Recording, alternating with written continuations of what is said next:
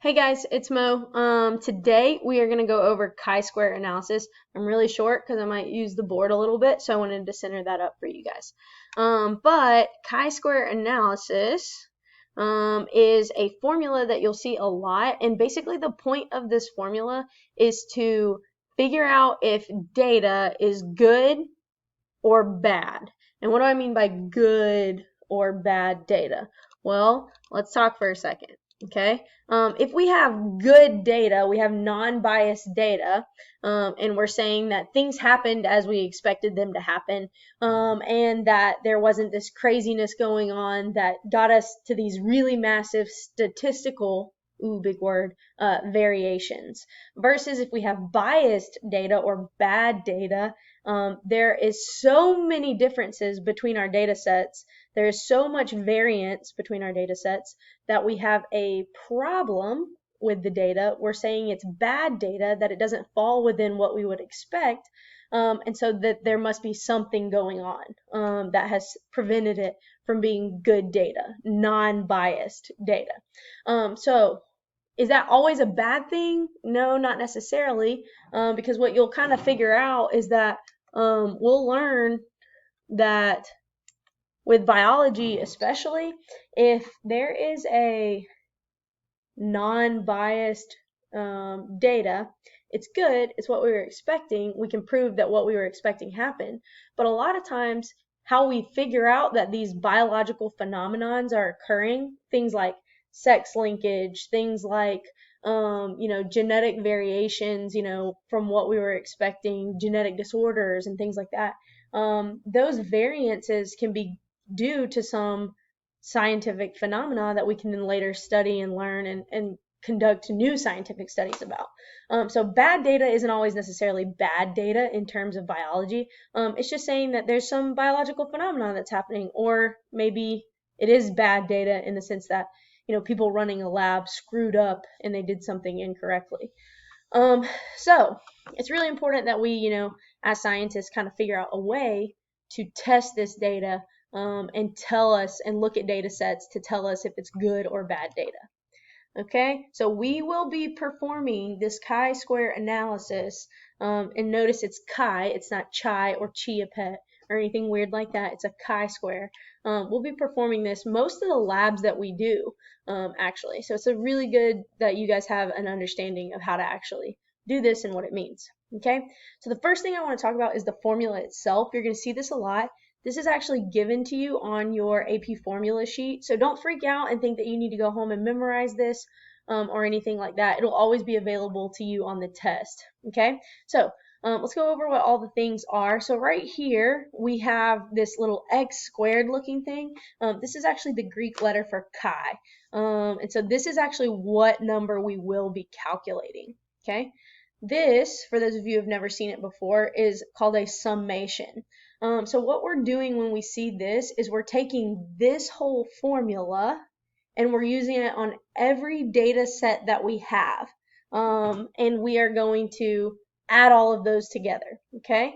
And so when we do this formula, what are we actually talking about? Well, we're talking about O, which is our observed data. This is what the procedure and what the lab has given us. This is the actual, I saw this with my own eyes, this particular data set. There's the E, which is your expected data. A lot of times this is calculated, like we can calculate something we would expect. We have a theoretical idea of something we would expect. So observed data minus expected data, and we're going to square that, okay, and then divide it by the expected value again, okay? So now that we've kind of got the idea of what we're doing, okay, we're going to keep going and we're going to go through Mo's 4 steps to a chi-square, okay?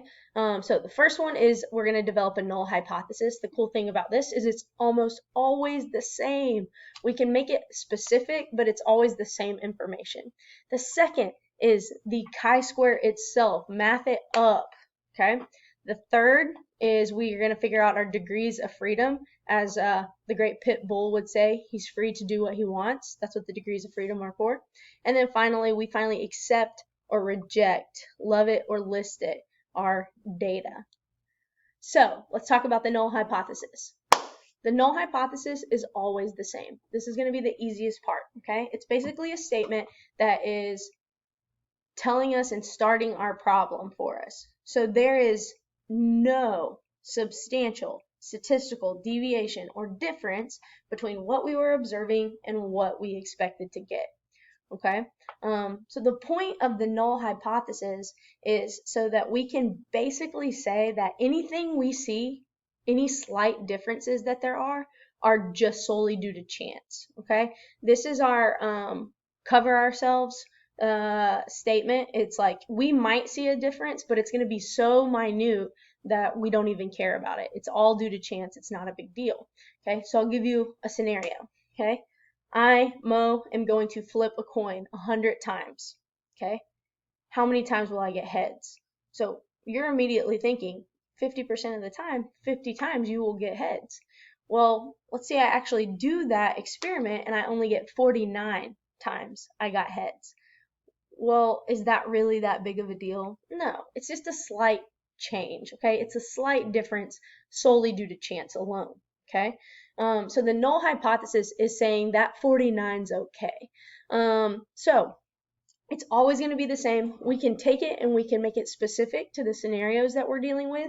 So there is no substantial statistical deviation between the number of times observed flipping a coin 100 times and the number of expected flipping a coin 100 times. Okay, so you can do those things to make it like more specific to your actual scenario, but it's always going to be the same.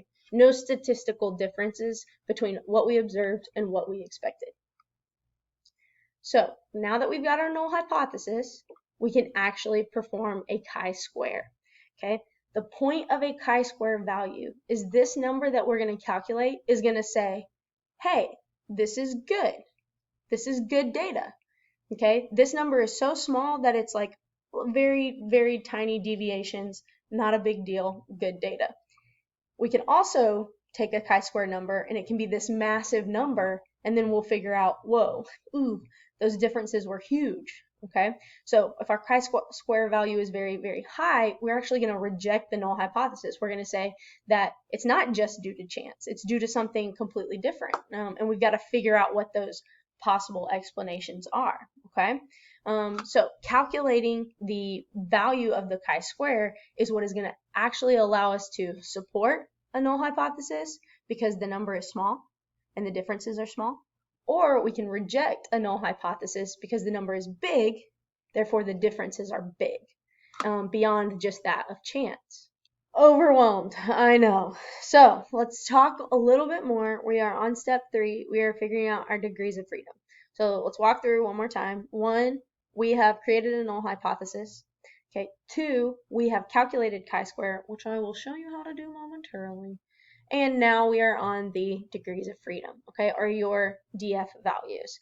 Okay, so here's the thing with degrees of freedom. All it is however many number sets there are, okay, which is the particular sets of data, minus 1. And that's how you calculate your degrees of freedom. So we have to actually look at data groups, and we have to figure out that summation number that we talked about. We have to figure out how many of those we're adding together.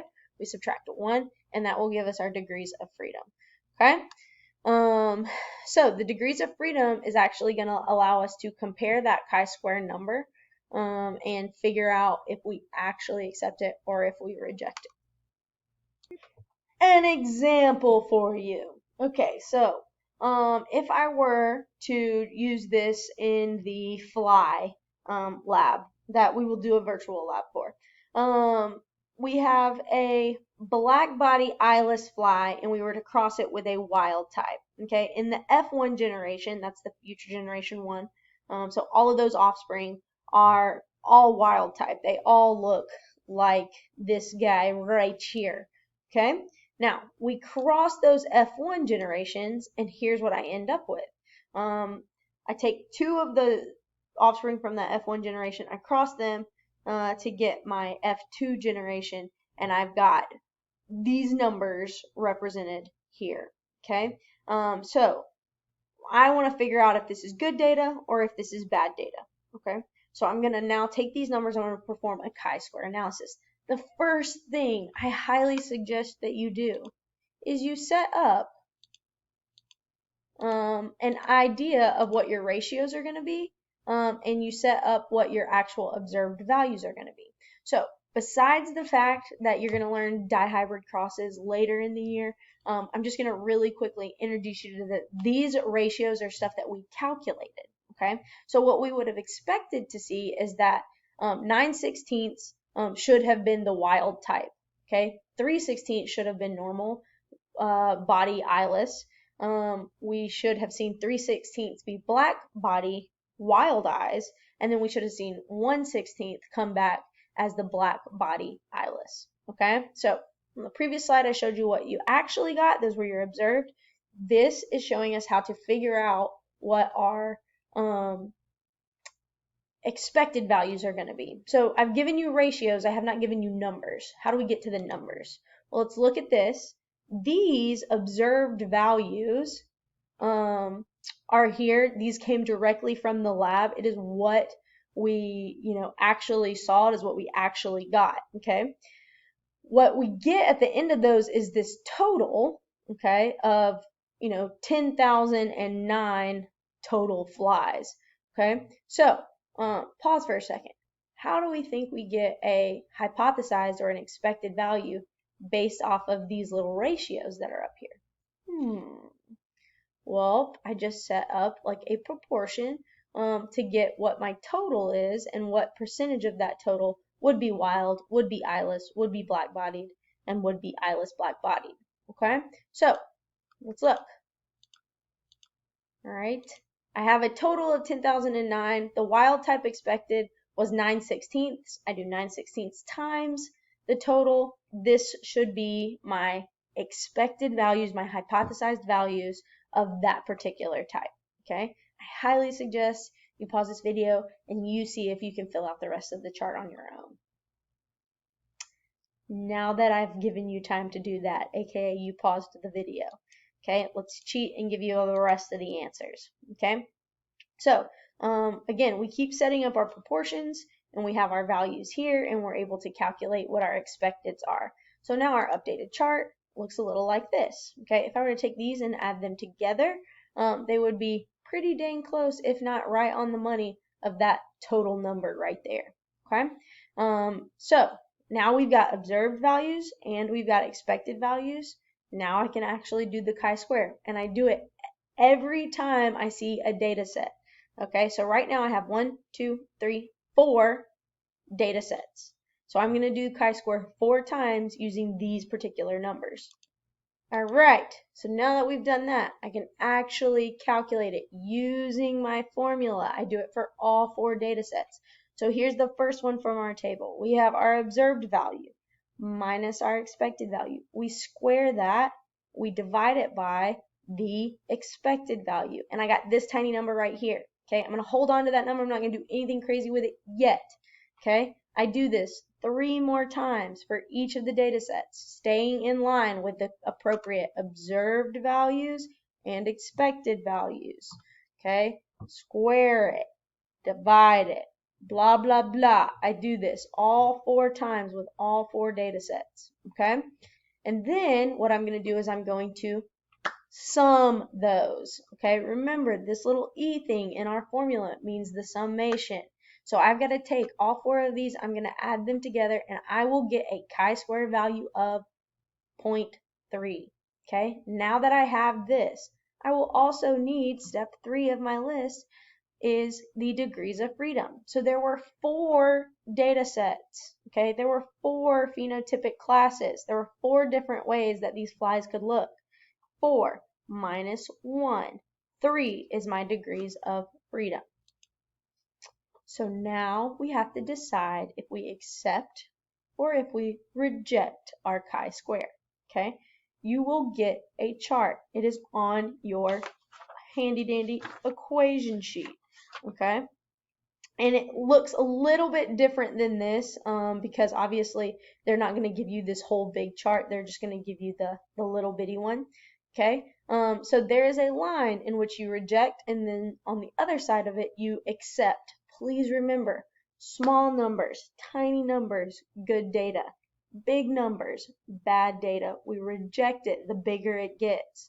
Okay, so we are going to go down to our degrees of freedom, and we're going to find where on this chart about our data, our chi-square number will actually be. Okay, you can see ours is way over here at the 0.35 bell. Okay, it's close to this number. It's even smaller than this number. And so we actually are going to accept our null hypothesis that the differences in the flies' phenotypes were solely due to chance. There was no significant statistical deviation, variation between what we got and what we expected. Okay, now if we had calculated that chi-square and we had gotten this massive number, okay, anything higher we typically just reject. Okay, the value that you're most often going to be looking at is this guy right here, this 0.05 p-value. Okay, so the probability of that big of a difference occurring is only 5%. Chances are it's only 5% different than what we're going to see.